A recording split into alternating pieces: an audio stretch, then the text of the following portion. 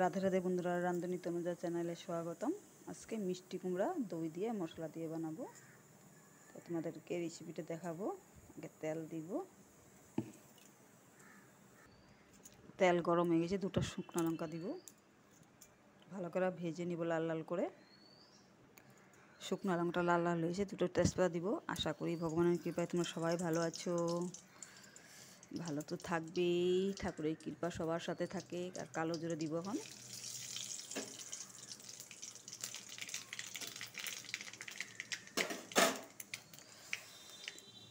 কয়েকটা মতন কারি পাতা দিব, কাঁচা লঙ্কা আদার পেস্ট আর কাঁচা লঙ্কা ফেড়ে নিয়েছি, এটা ঢেলে দিব।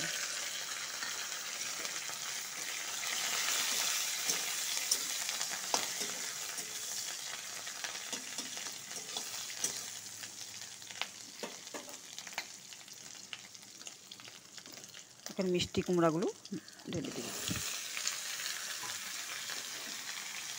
ভালো করে লাড়াচাড়া করব।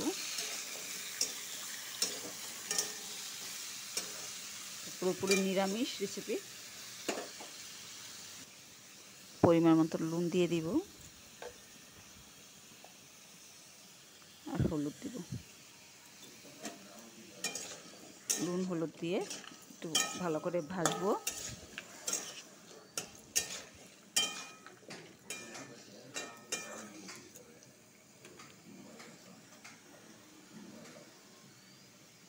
এখন কিছু কিশমিশ ঢেলে দিব।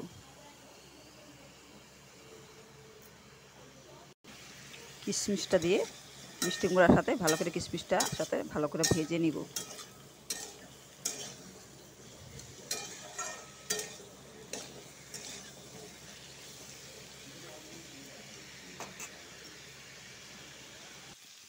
মিষ্টি কুমড়া একটু ভাজা হয়ে গেছে।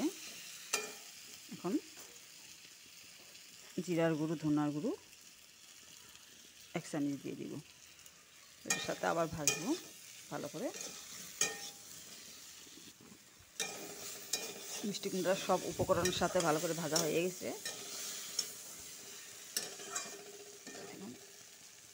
বেশি দিব না, পরিমাণ মতন একটু জল দিয়ে দিব। মিষ্টি কুমড়াটা এমনি সিদ্ধ হয়ে যায়, নরম থাকে জিনিসটা।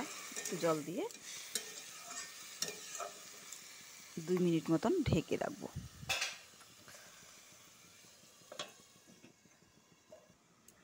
উঠাই দেখব।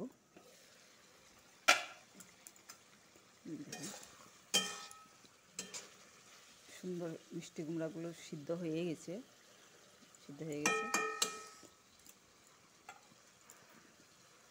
একটু টক দই মিলিয়ে রেখেছি, এটা একটু ঢেলে দিব।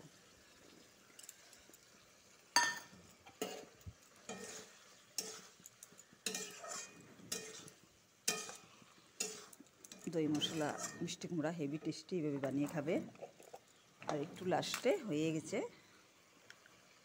লাস্টে একটু ঘি ঢেলে দিব। এভাবে বানিয়ে খাবে, অপূর্ব টেস্টি লাগে। নিরামিষ রেসিপি, দই মশলা মিষ্টি কুমড়া। ঘিয়ের গন্ধটা বের হয়ে যাবে, এই জন্য একটু সময় ঢেকে রাখবো। হয়ে গেছে, খুব সুন্দর একটা গন্ধ বেরিয়েছে। এটাতে আর কাজু বাটা দিলে আরও একটা হেভি লাগে, অনেক টেস্টি হবে। এভাবে বানিয়ে খাবে, অনেক অপূর্ব টেস্টি হয়, অনেক টেস্টি লাগতেছে। হয়ে গেছে, নামাবো।